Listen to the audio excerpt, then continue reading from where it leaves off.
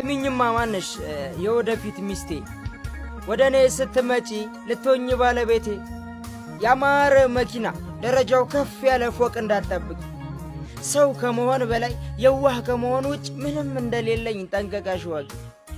እውነት ልሻለሁ ማንነቴን አውቀሽ ከቀረሽም ቅሪ ከኔ የተሻለ ሀብት ንብረት ያለው አማርጠሽ አፍቅሪ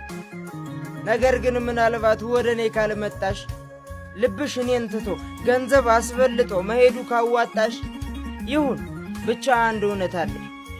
ሀብት አታስቀድሚ